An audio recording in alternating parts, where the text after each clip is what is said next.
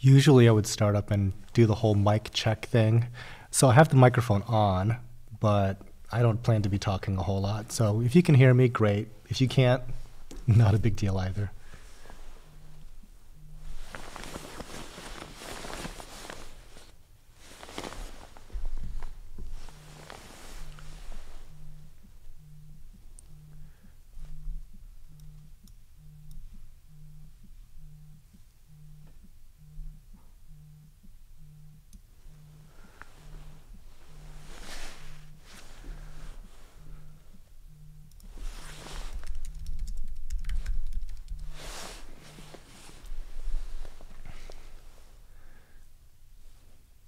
So yeah, one of the reasons why I'm not on camera is because I've been sick the past week or so. Pretty much as soon as I got back from my vacation, I've been completely laid out with the flu. I was planning on being all productive and stuff. None of that happened.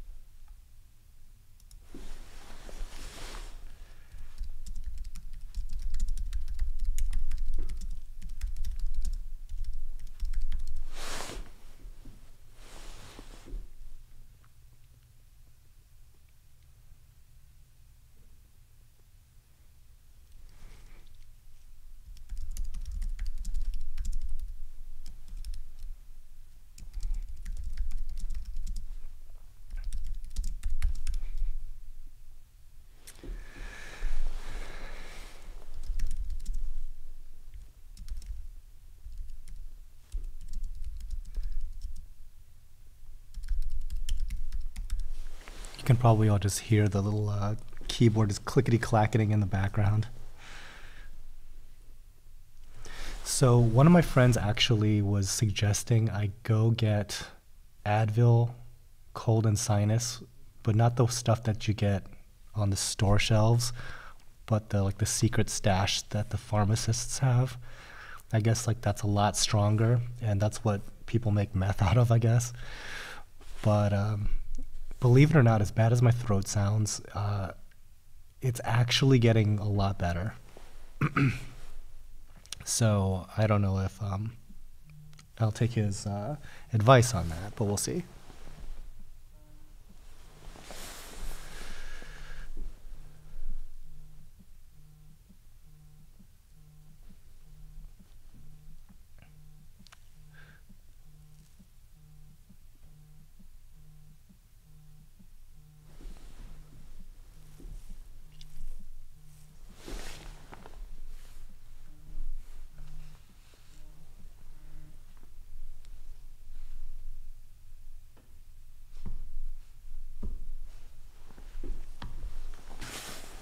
I even hear the phone vibrating on the table. Yeah, just go ahead and turn that off.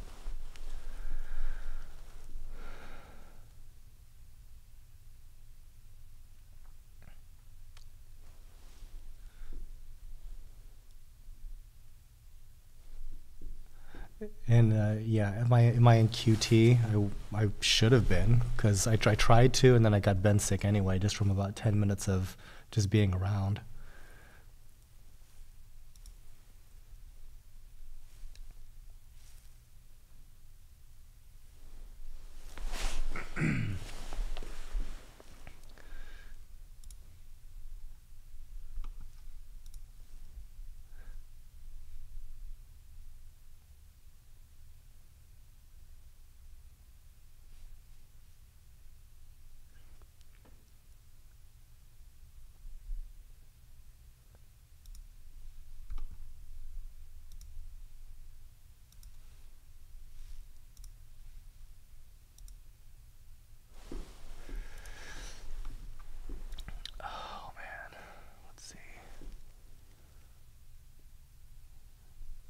Lisa's at Joey Vara's live stream.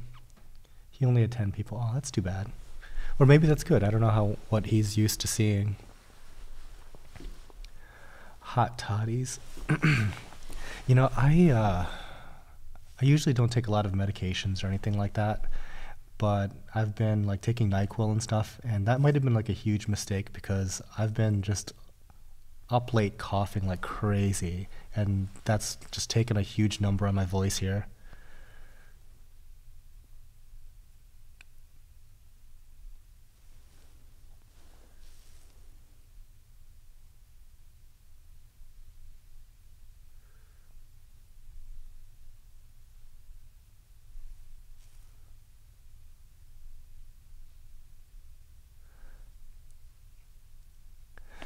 Yeah, I've been definitely trying to take it easy. It's tough though because I mean, I've just been on vacation for 10 days, and usually when I get back, I'm not thinking, "Oh, I need to rest more."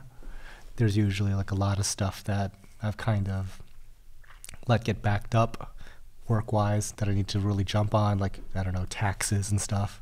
And so just getting hit with this and then having to also plan on doing this live show, it's like, it's a lot. It's definitely a lot.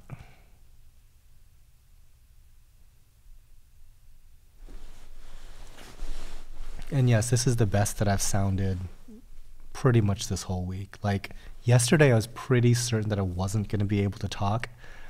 And I actually considered just like putting up a picture of myself in the corner and having like this text dialogue right below me and just doing like, I don't know, something creative like text to speech or something. But nope, that didn't happen.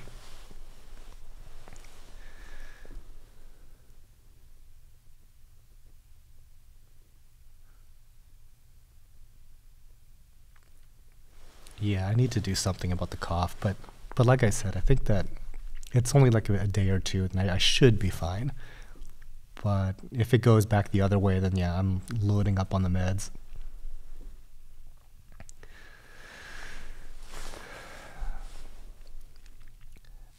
I should take another vacation. Yeah, I probably should, because the vacation that I took, and I would love to talk in depth about this vacation, but unfortunately, like, it's hard to get out full sentences here. It was a lot more active than I was planning on. I was planning on just kind of like relaxing and doing absolutely nothing, and it was actually a bit more of an adventure than a total do nothing relaxation trip. So yeah, I'm on board with another vacation, that's for sure.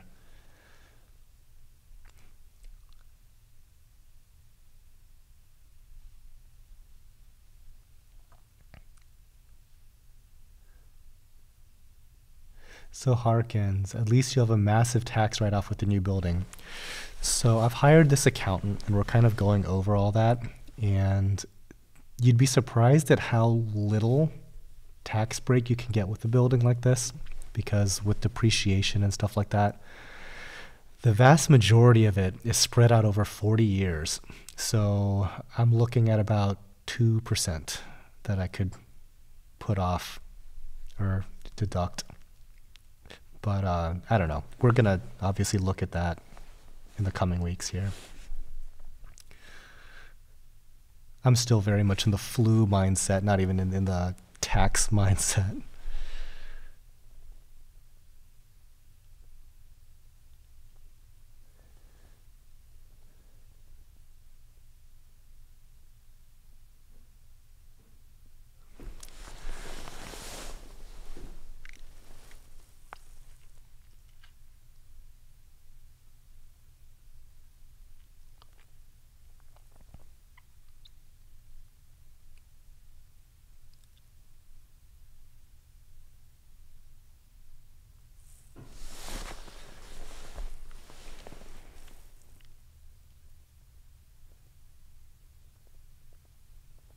Oh, thanks, Ben, for the $5 super chat.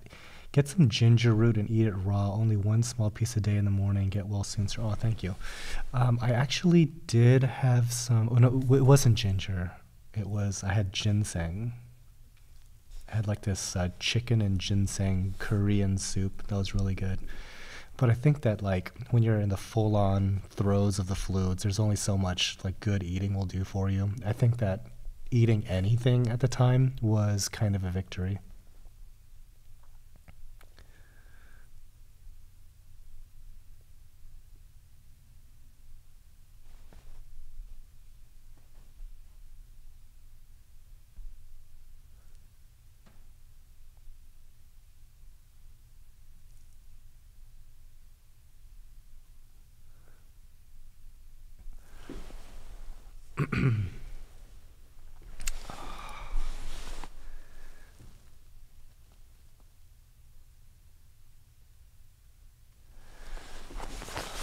Is there going to be a tank update on my friend who uses Aquaforest?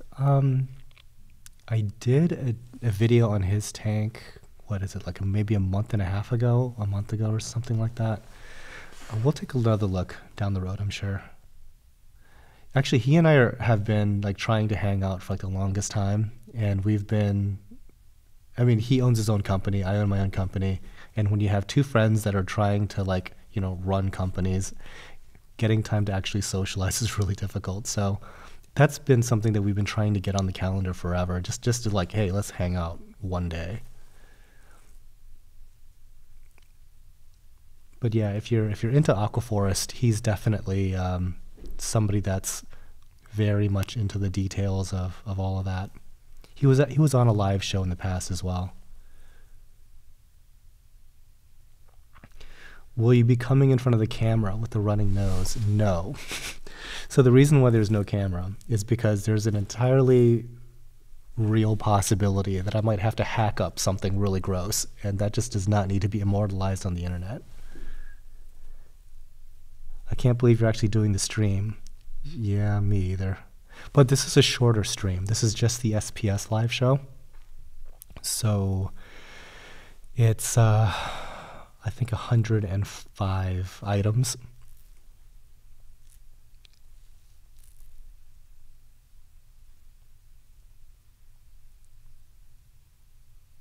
Yeah, if this was like the full live show that goes on for like 3 hours, that'd be a real challenge.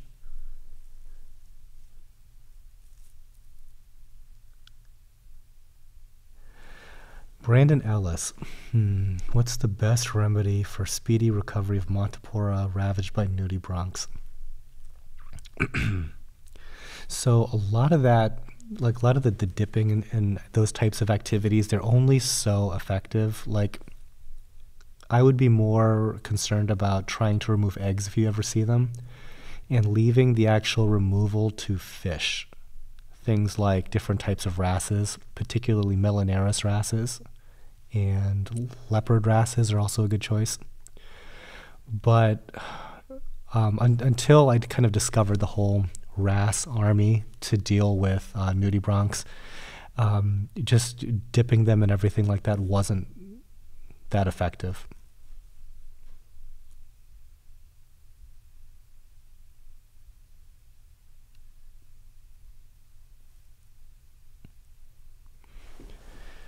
Did you get any bounce mushrooms in Vietnam? No. I hear that that's where they're from. And I also hear that the vendors or the exporting companies there basically use bounce mushrooms to move the rest of their product. So if you want bounce mushrooms, I think they expect you to buy the rest of the plane full of corals. I did manage to go snorkeling in Vietnam, and I got a lot of good footage. I was using my friend's iPhone 10 to just get underwater and shoot. It was actually his idea. He had it in a life-proof case and everything like that. And I'm pretty sure that that activity killed his phone because it stopped working soon after that. I haven't gotten the footage back from him, but I was pretty impressed by how nice the reefs there looked. I was in like this vacationing island off the coast, and the lack of humans does a lot of good for the health of the coral reefs, but that place is just booming in terms of construction. Like 7 years ago, one of the people there was telling me that there wasn't even electric on the island, no electricity, and it's already starting to look like Cancun. And supposedly in the next 5 to 10 years, it's really going to get mega developed. So unfortunately, I don't think that bodes particularly well for the coral reefs there, but it was nice to see them when I was there this time.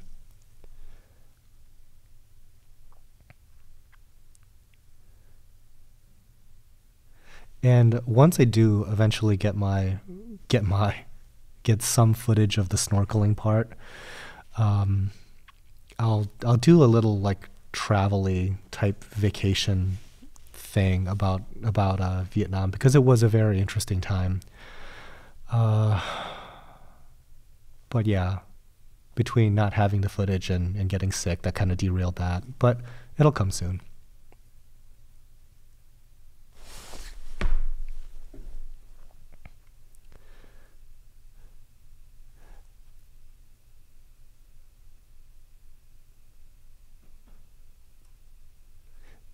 Is it all about mushrooms? Actually, I didn't see any mushrooms that I was there. All I saw was like tons and tons and tons of stony corals. Like pretty much every single colony of coral I saw there was the size of a desk to the size of a car. Every single thing. Like you saw Acropora, it was the size of a vehicle. That's how big everything was. I even saw a leather that was every bit of 8 feet wide. I saw patches of zoanthids, but I didn't see any rhodactis, nothing like that. But yeah, the stony corals were very, very cool. And obviously, I don't think that any stony corals gets exported out of Vietnam. I don't know if they have like the CITES clearance to do that, or if they're even a member of CITES. But I do know that mostly what comes out of Vietnam, I think, are soft corals and zoanthids. And just being there, it was kind of illuminating to some degree as well, because zoanthids that come from Vietnam, they come here and it looks like they're buried in topsoil. They're like literally dirty.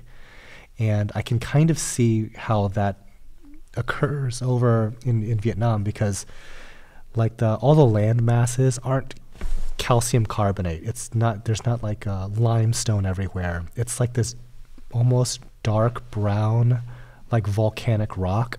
That's what all the islands are made up of.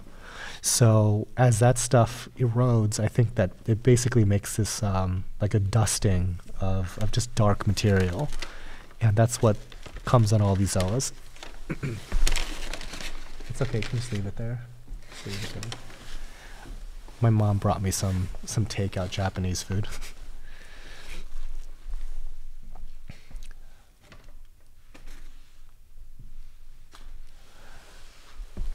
Speaking of leathers, how would you make a Lobophytum color up?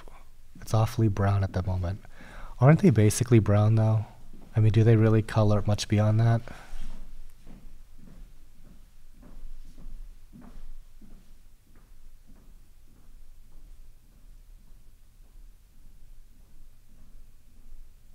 So yeah, my mom was asking me when I was in Vietnam. Actually, you know what? The more I talk, I think it's helping the voice situation. That's good. Yeah, she was asking if I visited any aquarium shops while I was there. And to hear that question, it was like completely nonsensical, because like Vietnam is really poor in many places. So you have like two different Vietnams practically. There's like the city, and then there's the not city. And the not city is dirt poor, to the point where like the idea of having an aquarium for recreation is just, that is not on the table. So yeah, it's eye-opening sometimes to see like different cultures and how they live. And we went to this floating market on the Mekong River. And, you know, it's a very obviously like a agrarian society, and you know the people, they're able to grow a lot of stuff. Like the produce in Vietnam was out of this world amazing, and they have like an actual floating market, like a wholesale market for fruits and vegetables and whatever else. And they, like the guide was saying how, you know, they make roughly X amount of dollars per day, and they can feed their families on like $3 per day, meaning that if they make $6 a day, they can save half of it. like for retirement. And that just like blows my mind because like, you know, obviously here we spend more than that on like a latte. And yeah, but like they survive on basically $3 a day. Aquatic spendthrift, you sound so bad. Yeah, I look worse.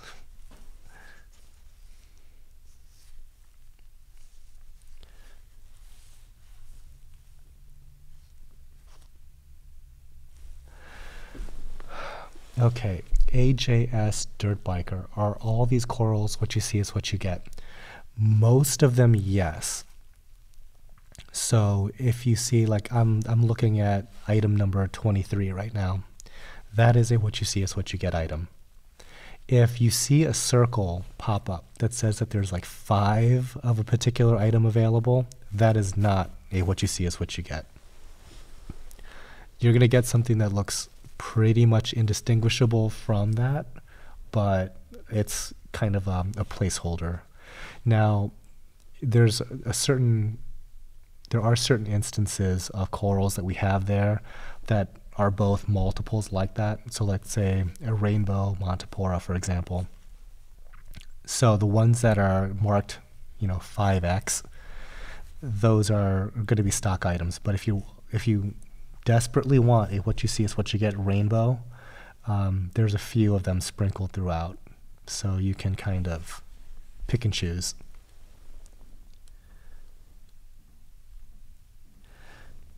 Nelson Melendez, in about 2 months, please do All About Zoa's sale. I probably will.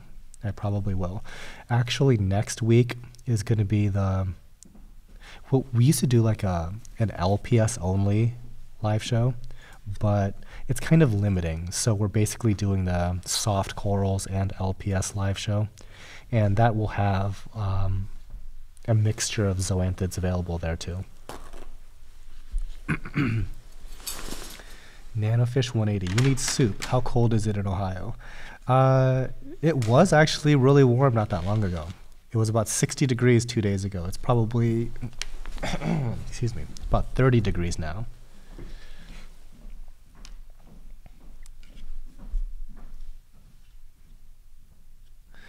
Did you at least save the sickness for when you came back? Yes. Gabe's Tampa Reef, Tampa. Yep. Gabe's Reef, Tampa. Yep. I really had a good time there. I ran out of gas once we left the island and went back to Saigon, and I was like not having it, and so I just basically stayed in the hotel room for 1 full day. But yeah, the rest of it, I had a great time. And also, like we went with a large group of friends. I went with 6 other friends, and we're all very experienced travelers. And let me tell you, that is a real joy when you have like a bunch of veterans, because invariably one person in the group will do something completely brilliant while you're traveling that saves everybody like hours. I mean, we were like piggybacking on each other's lounge access. We were, you know, taking full advantage of all like the, you know, like the different things like global entry to get back into this country in about like 5 minutes off of the plane. Everybody's like on the way to their car and not, you know, stuck in some huge line. And just dealing with like customs and immigration, going into Japan, going into Vietnam, all that stuff was like really fluid with us. We didn't have any drama whatsoever. And we just like found just different ways to skip, I mean, monstrous looking lines, just because somebody in our crew, you know, just knew something that most other travelers didn't. So it was very nice.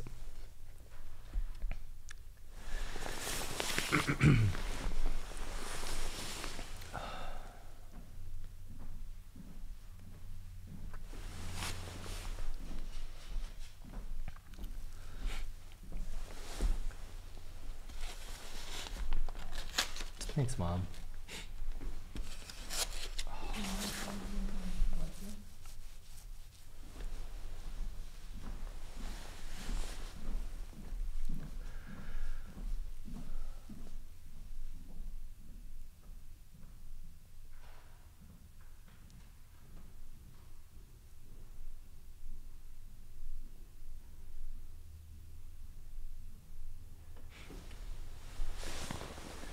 Jeff's Reef Tank. So what do you feed your SPS for such deep coloration? I don't really know if I feed anything all that purposefully, but we make our own seafood concoction here. And one of the ingredients is like rotifers, some actual fresh rotifer, frozen. I guess that's fresh enough. And whenever we started using rotifers, that's when I noticed like a lot of feeding behaviors. So item number 28, for example, was that TANGO PACHYSERIS, where you can actually see a lot of its feeding behavior still going on.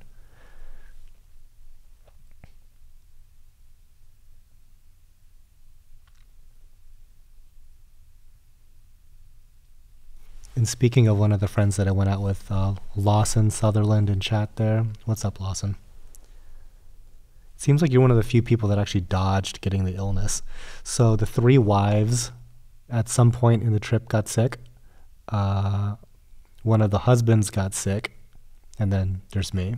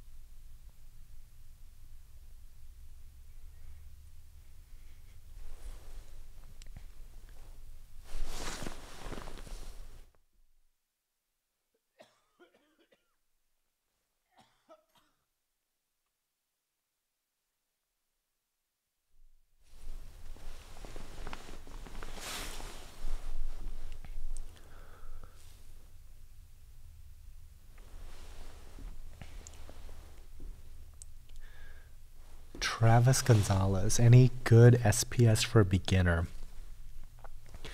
I'd definitely look at stuff like Bird's Nest or PSAMMACORA.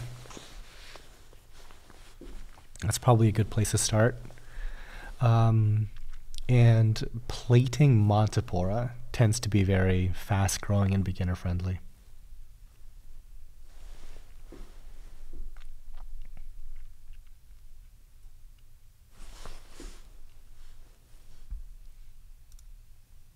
Good SP. Oops, sorry about that, guys.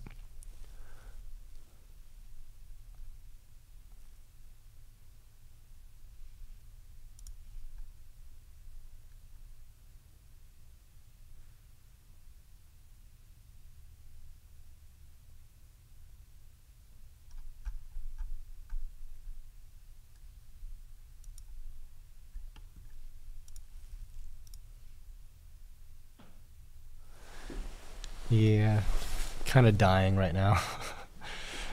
It's not that bad. Like I said, it is getting better.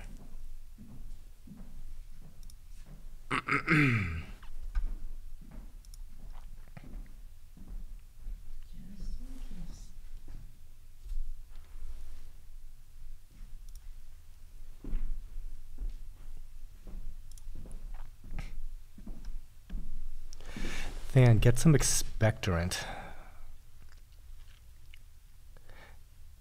I don't know. The thing I worry about is like sometimes, like if I take something, what tends to happen is in the evening, it's like this like waterfall, like just like goes down my throat from my sinuses, and that just like keeps me up, just coughing.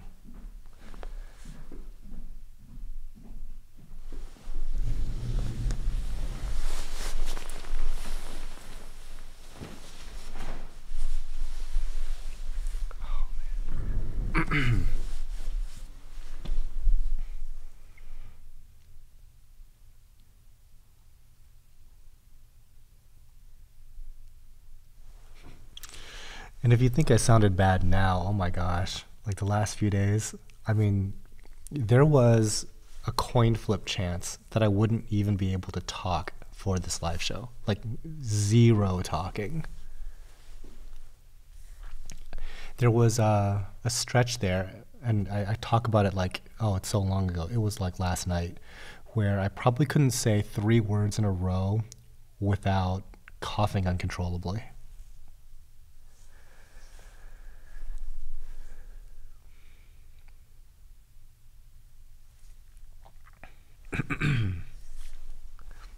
Lisa, seriously, fan. Drinking elderberry tea works.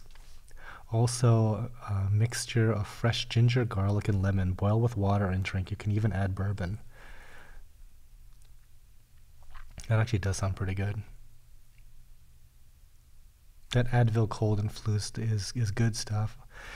Yeah, my friend Sigi, another YouTuber, that's what he recommended because he said he used to do the NyQuil stuff.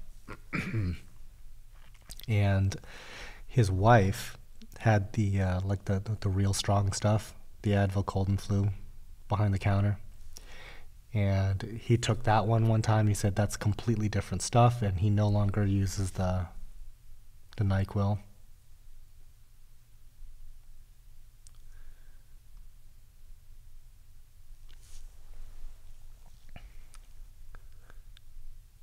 Yeah, but getting sick is like so stupid. It's just like the worst.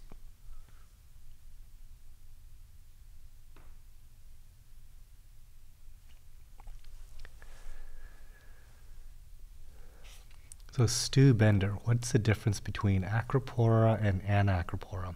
Well, they are completely different genera. So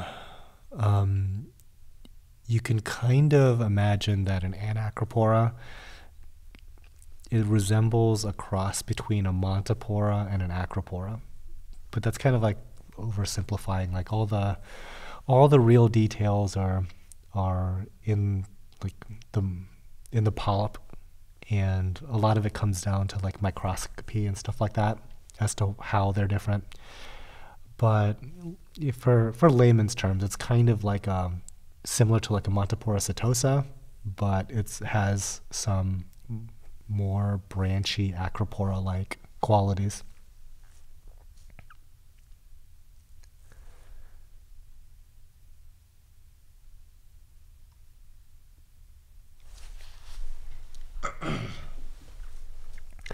Hard not to get sick when you travel with all those people nearby. Yeah, especially on planes. Like the person that I traveled with, because we all sat in different places on the planes, right? The person that I sat with going from Chicago to Tokyo, that leg, was 1000% sick. Like sniffled the entire flight, and I'm just thinking this is going to be a heck of a way to start this trip if I end up getting sick. Luckily, I didn't for the vacation portion, but I mean, these planes, you know, you're in there with like hundreds of other people.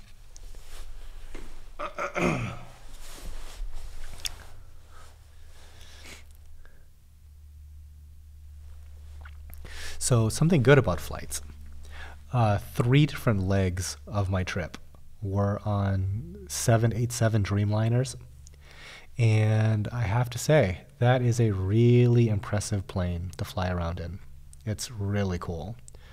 Like that was my first time ever being on a 787, and it's actually quite a bit smaller than like a 747 or 777 aircraft, Boeing aircraft, if you're familiar with those.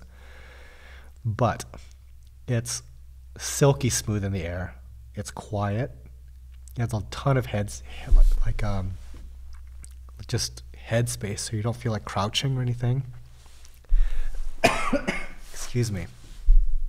And they basically have mood lighting on the whole trip. So it's like this really cool ambient glow.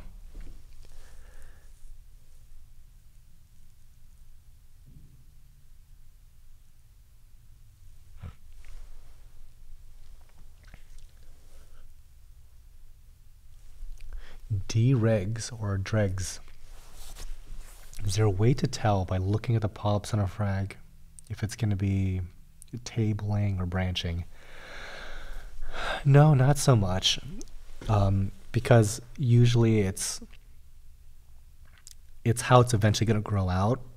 And we've been surprised a lot of times as to which ones tend to turn into tables.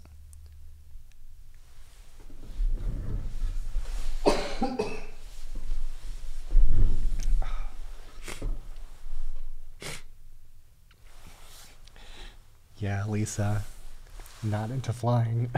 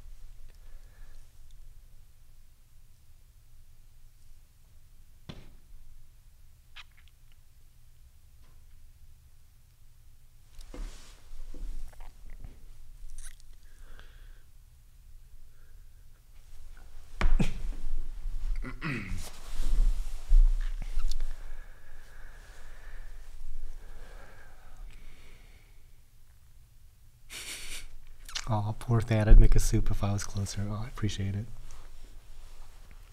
I've actually been eating pretty well. It's just flu season. And yeah, the 100-degree temperature difference in 24 hours didn't help.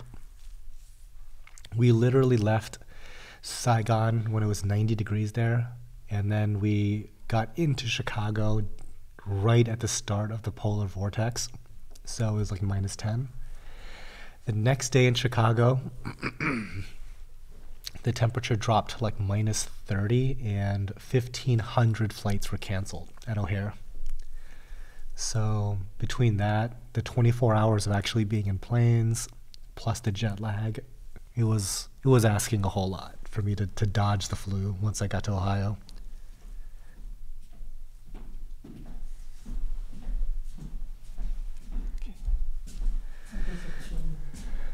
Thanks. My dad brought me more water. Excuse me. Yeah, and Nanofish 180, I bet it's cold in Ohio too. It is now.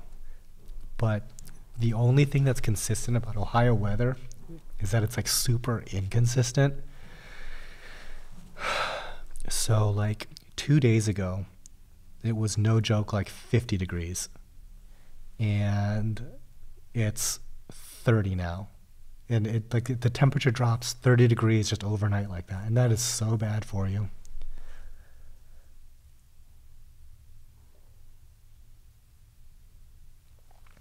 Yeah, Nelson, like -30. I mean, yeah, Chicago just got it so rough. And there goes my voice. Didn't you have the flu 2 months ago? I did not. I usually don't get the flu. I might have had something, but typically not like the flu. Usually the flu for me is a once every 4 or 5 year thing.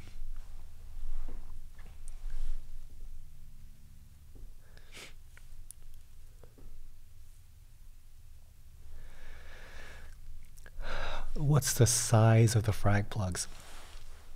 The frag plugs that you're seeing are 1 inch.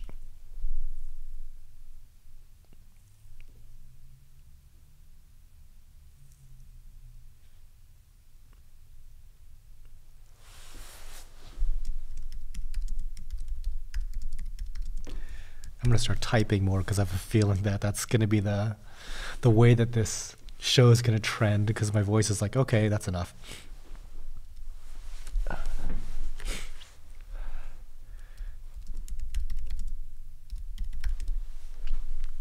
So we're almost at the halfway point, 105.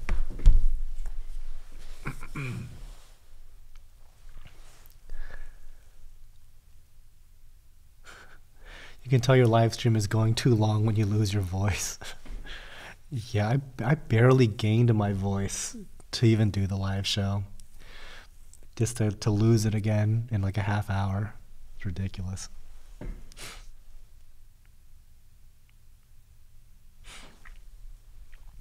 It's 31 in Vegas and snowing and 55 in Akron. Yeah, sounds about right. And then it's like super cold right after that.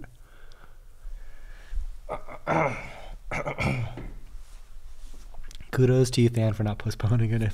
If I was you, I would have. Lawson says, get Rico on for talking. I considered that, except I don't want to get anybody else sick. Like, my parents are here like every day, and I always warn them, like, aren't you guys like worried about getting the flu? But they don't care.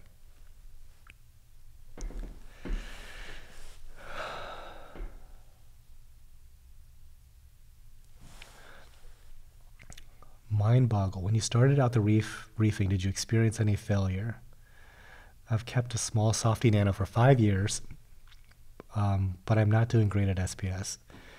Is it fairly common to initially struggle with SPS? It's fairly common to struggle with SPS forever. And I mean, anybody that's been in this hobby for any length of time can tell you probably of the cemeteries full of coral that was their responsibility. Yeah, SPS can be very challenging. And I've made tons of mistakes in my whole, I don't know, history of doing this hobby. So you're not alone in that, but the benefit that you have now is there's a lot of informational resources available to you now that weren't necessarily available when I was starting into this hobby. So you have a lot of tools at your disposal, let's just say.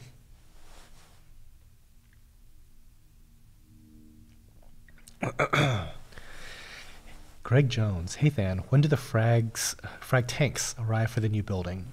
We're still looking at April. Not sure when in April, but I'm gonna contact Reef Savvy and get that pinned down just a little bit closer. There's actually a lot of stuff that we need to talk about, but first things first, get over the flu, do the taxes, and then work out the fine details as far as those tanks go.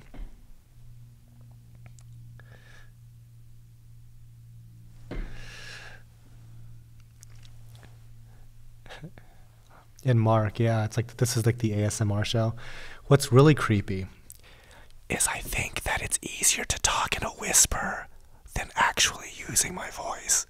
But I thought that doing the entire show as an ASMR whisper thing for an entire hour would be extremely creepy. But this is for all you ASMR lovers out there.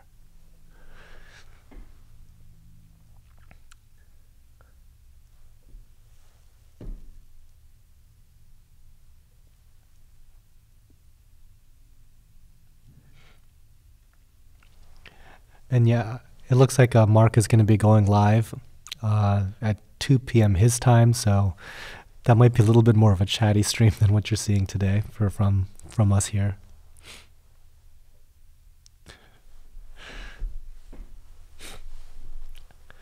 Whisper creepy.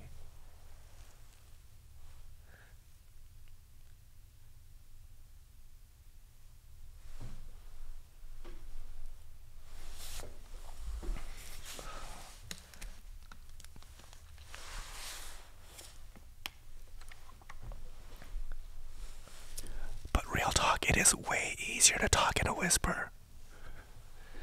Yeah,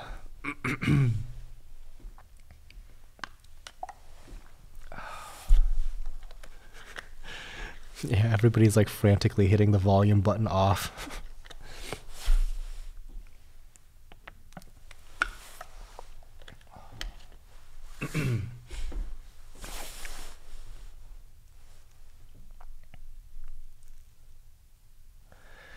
Hey Than, could a Monty Digi bleach because of too high phosphate and nitrate? Yes. Pretty much any shift in any parameter really could throw stuff off. Now, would I suspect phosphate and nitrate first? Not necessarily. I mean, I would actually think, was there any other change in lighting and stuff like that? Typically, that has a much more profound effect on coloration. But, I mean, like phosphate, for example, we have astronomically high phosphate levels here, and our corals have colored up just fine. Nitrate, we don't even test for. I'm sure that it's higher than what most people would be that comfortable with. But yeah, it could cause it, but I would be more suspecting if it was like the change in those parameters, not necessarily like if you just had high levels and just kept it consistent.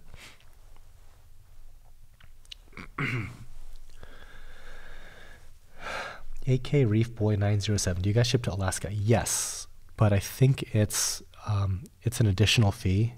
So in the miscellaneous section, there is a shipping module for Alaska. I think it's $25.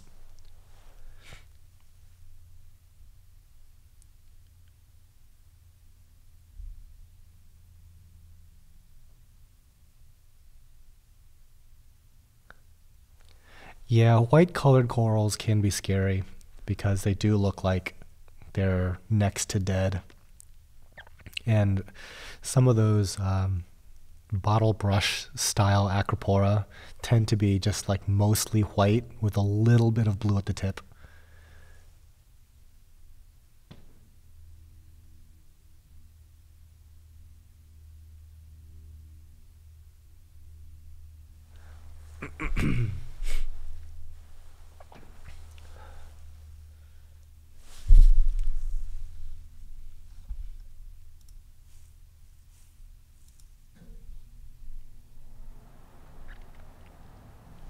Should do Game of Thrones live sale for the last season.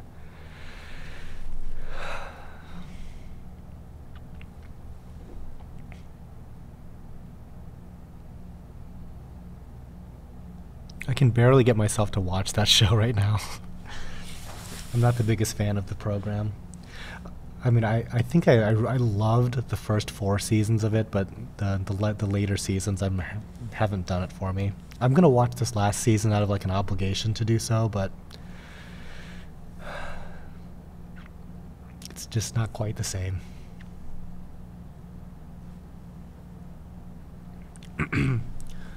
Are the White Walker acros deep water? I don't think so, but I'm not really sure. They're Australian, so there's a chance that they might be, but you know, I've never been to Australia and haven't really seen like where those are collected.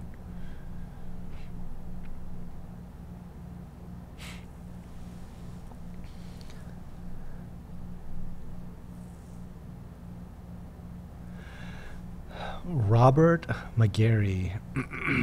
How do PORITES do with growth rate? Typically very slow. You would think that it would be more on pace with like MONTIPORA, but no, they tend to be very, very slow growing.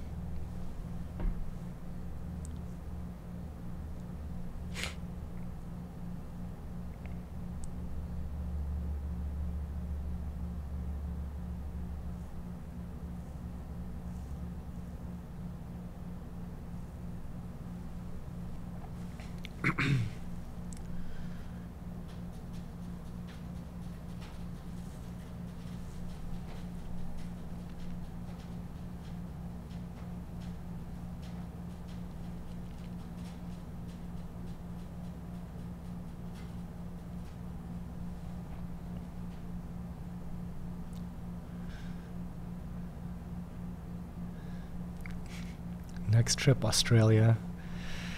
That's a long flight. Hey Than, how are you? Hey Rip. I am still sick. But it was a coin flip as to whether I would be even able to talk during this live show. And I don't know. And maybe it still is a coin flip as to whether I'm able to talk. But just getting over the flu.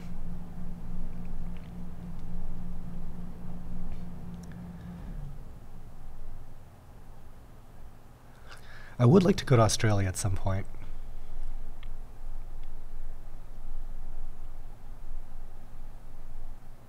I hear that's a lot of the season, though. The reefs there are very bleached.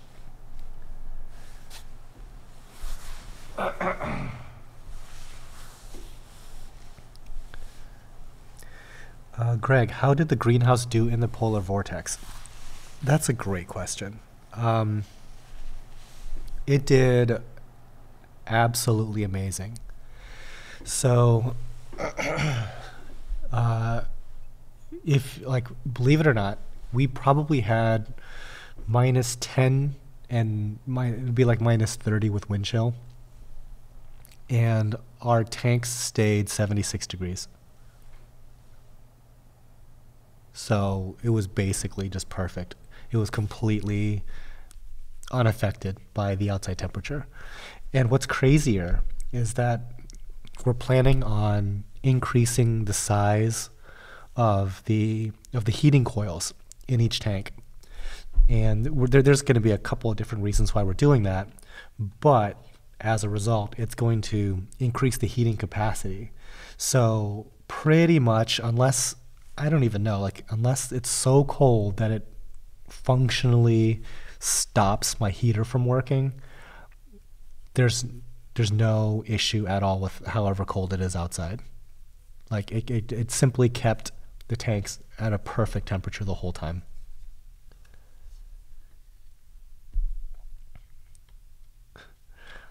Lothario Bothan, you sound amazing. Yeah, thanks. Thanks.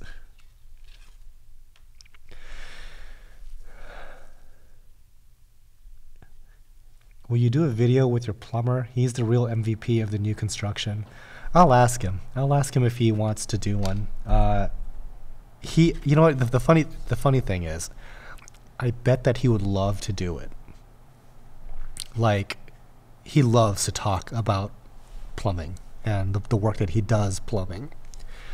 The problem is, you know, being a business owner, he is so busy. He just doesn't have the time to do it. But he would love it. In fact, I want to see if I can get him to come to the barbecue. So if any of the moderators has that link handy, throw that in there. I'm just going to say, hey, you know, you can meet him in person and he can talk through all of the plumbing details with you in glorious detail, because he's super proud of it, and I think he should be. He's done a really good job. And by that time, you know, the plumbing is going to be a lot more fleshed out. So he could probably do an entire day-long, I don't know, symposium on plumbing. Ugh.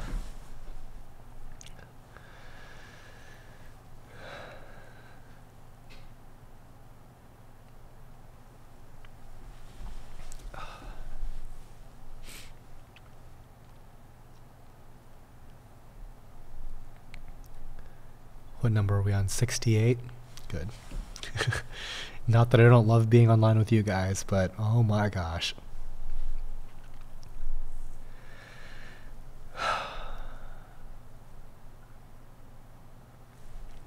It's funny because, speaking about Jeremy the plumber, I talked to him like the day that I got back, and he was just saying, you need to like take it easy because, you know, this huge drop in temperature, that's how you get sick. And I'm like, yeah, I'm really jet lagged. I should go back to bed. Next day, sick.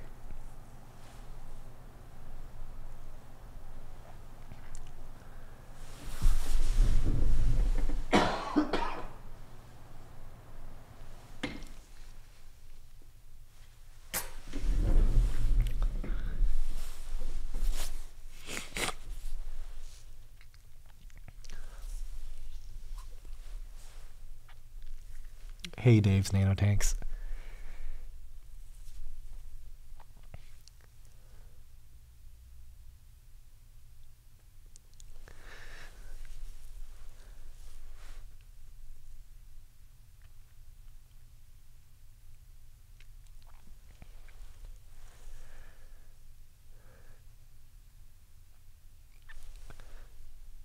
The only thing that I like about being kind of jet lagged is I tend to wake up like super early in the morning. And usually I get a lot of stuff done, but nope, not this week. So hopefully next week my voice will be clear, because there's going to be another live show next week, Saturday, for LPS and soft corals and zoas.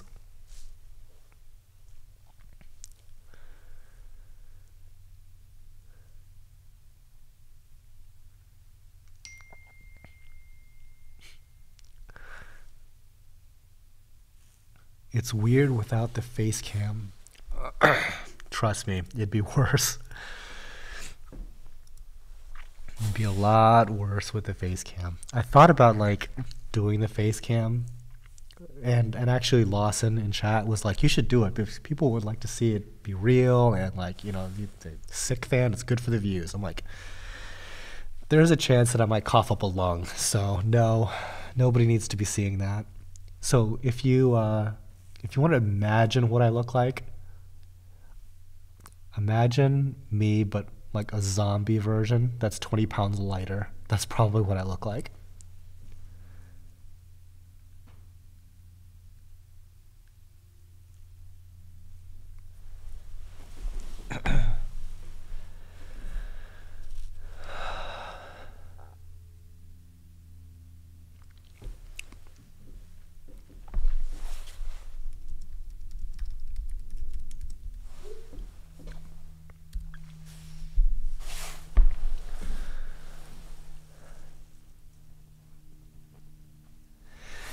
Yeah, Harkins, I'm telling you what, like, Jeremy could totally do a plumbing video specifically for reef tanks and aquariums. Like, I mean, a part of me wants to invite him to the barbecue, and like the entire live stream would just be like us talking to him and going over like all the different things and like why we do it a certain way, or what's common in the hobby that's like trash tier plumbing technique. Because I thought that I was a decent plumber, and I'm apparently not. So it was kind of enlightening to see just like how much more refined you can get, you know, just in the plumbing aspects of it.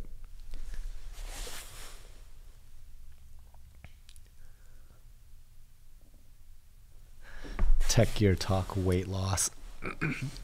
Yeah, it's the dumbest thing that's like the most effective method of weight loss I've come across. Get sick.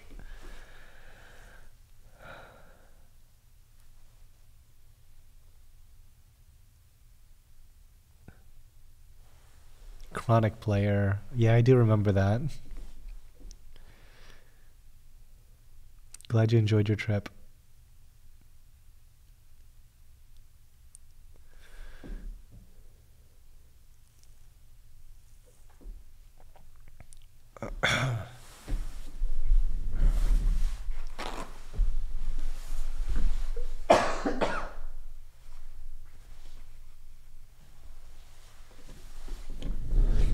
Gross. Brian Coolater just got over walking pneumonia. I feel your pain. Oh, that sucks. It's good that you got over it, but it sucks that you had it.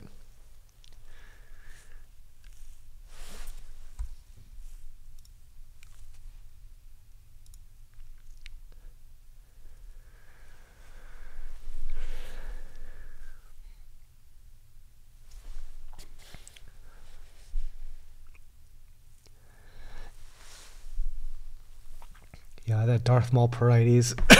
Excuse me.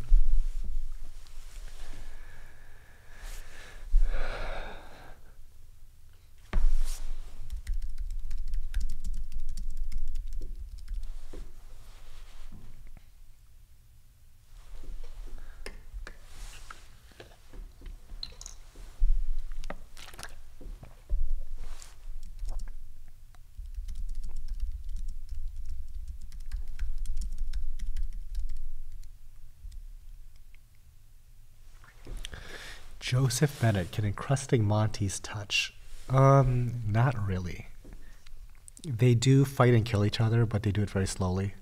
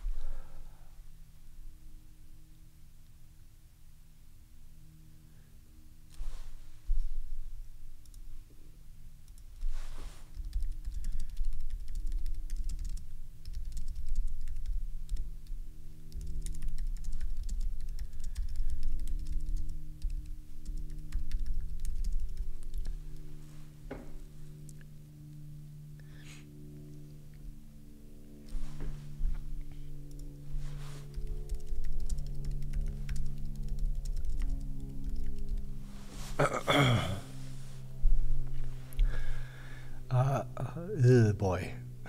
I went to talk to him, it's like, not happening. Having better luck with clams. Haven't tried in a while, but we might have better success because we're dipping corals less overall, and I have a feeling that like a lot of the coral dips might have been part of the reason why we were struggling with clams.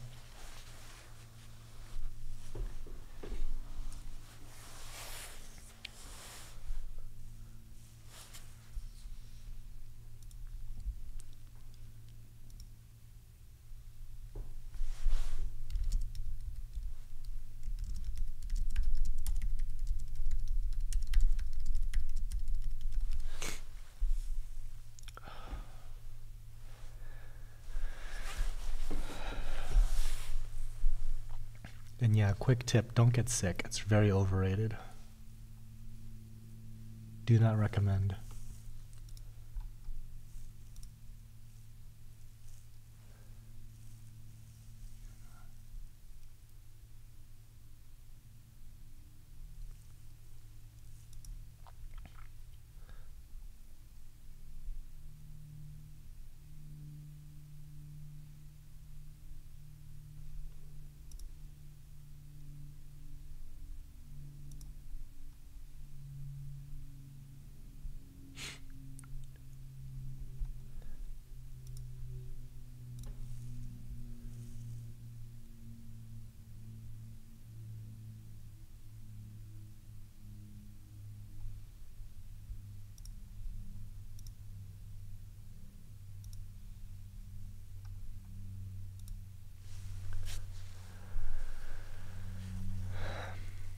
Edson, what's your opinion of roller mat filters? I've personally never used one, so I wouldn't really be able to give you any like really good feedback on that. A lot of my tanks tend to be like really large, so kind of getting like a consumer sized one probably wouldn't do a whole lot for me anyway. But there's a whole bunch of reviews out there. People seem to like them. I don't know if it's a lot different than just any other type of mechanical filtration, but they do kind of seem like the hot new gizmo. Yeah, I don't know. I guess I'm not super excited about it, but then again, I don't even use filter socks. So, yeah, take it for what it's worth, I guess.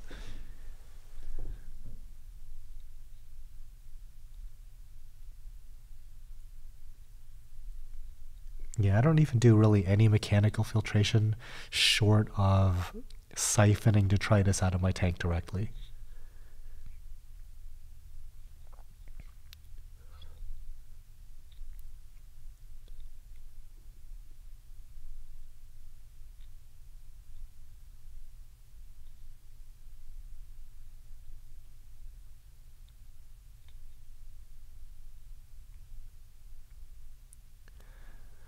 How big are these colonies that you're having to pan up? Usually like an inch or two, in that ballpark.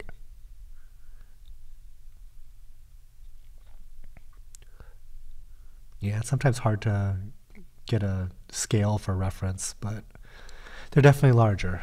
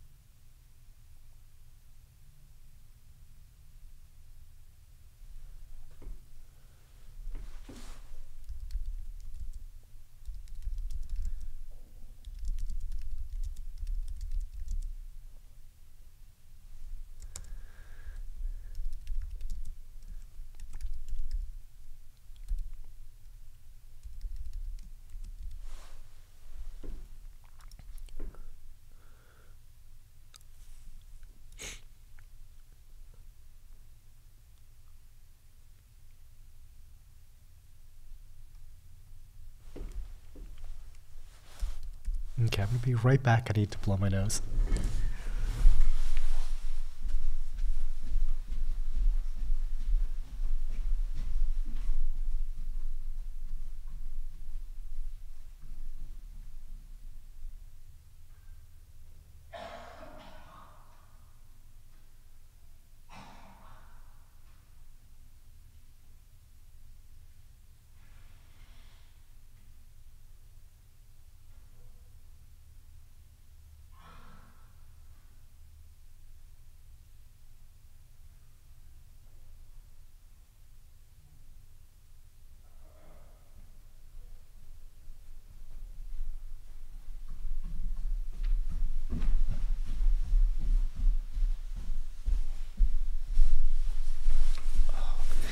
And I'm back.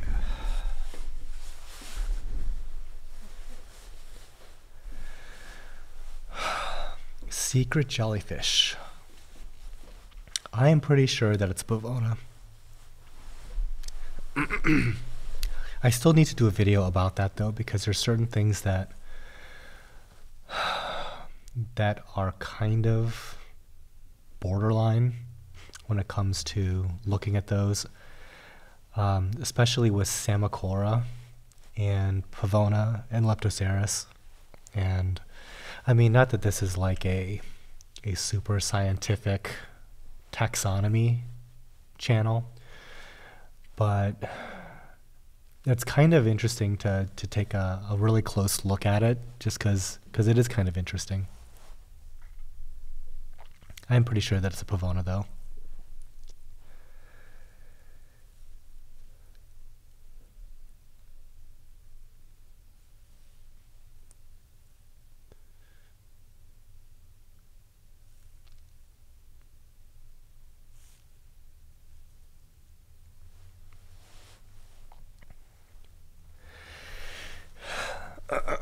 This sounds awful, but one of the telltale signs of what something is or isn't, a lot of times it's like pest related. Ugh, gross. Pest related. So, for example, there's like something that you might think, oh, that's a Porites. That's definitely a Porites because it looks like it's not a Montipora. And then one day you see Montipora eating nudibranchs on it. It's like, oh, maybe it is a Montipora after all. I found like this weird snail that tends to only eat PAVONA. And I'm wondering that if I happen to give that snail an opportunity to eat what I think are blue PAVONA, would it just go to town on it? It's like, that'd be kind of pretty decisive for me. But yeah, I mean, there's like these species specific pests that come along. And it's like, well, according to that thing, it certainly thinks that it is whatever it eats on a daily basis and only eats that on a daily basis.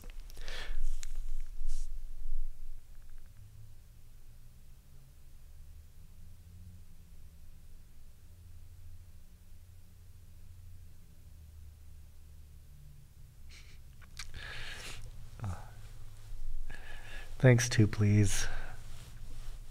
Thanks for stopping in. Thanks for all the super chats. I really appreciate it. I can get some medicine right after this show. Yeah, I'll be better soon. I hope.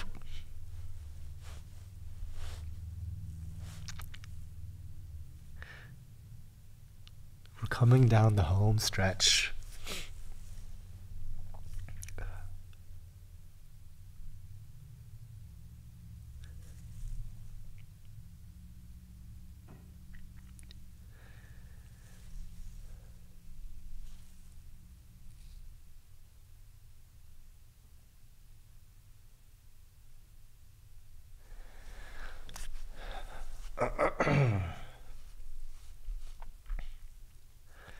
A lot of what separates... Ugh, I better just type this.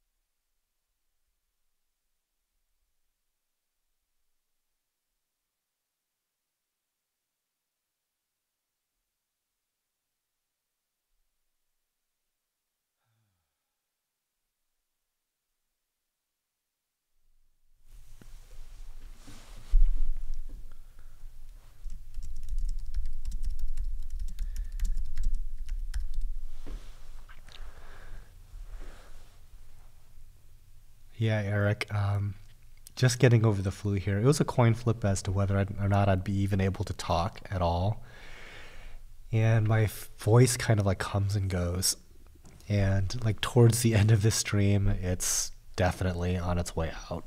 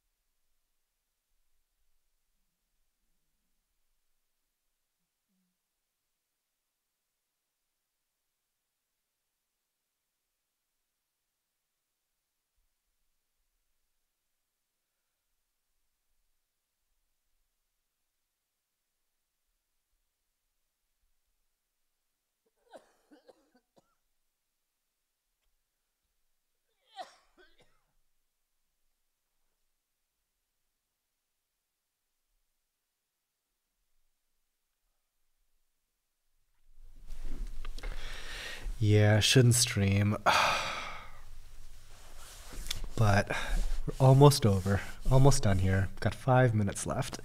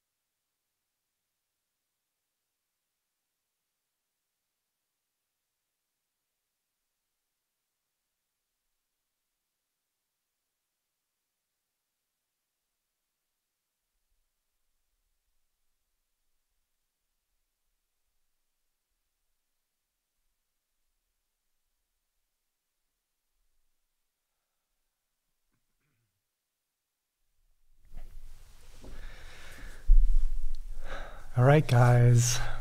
Getting down towards the end here. I appreciate you all for coming and hanging out. Not my best day, but I don't know. It's good just to be back doing something productive. I mean, I've been on vacation for 10 days and then completely laid out with the flu here for like the last 7 days. So hopefully this is going to be like the last day or two of this health nonsense, and things will be more back to normal. But anyway, I hope that you guys enjoyed the show and enjoy the rest of your weekend. And we have one last choral. So I'll leave you with that.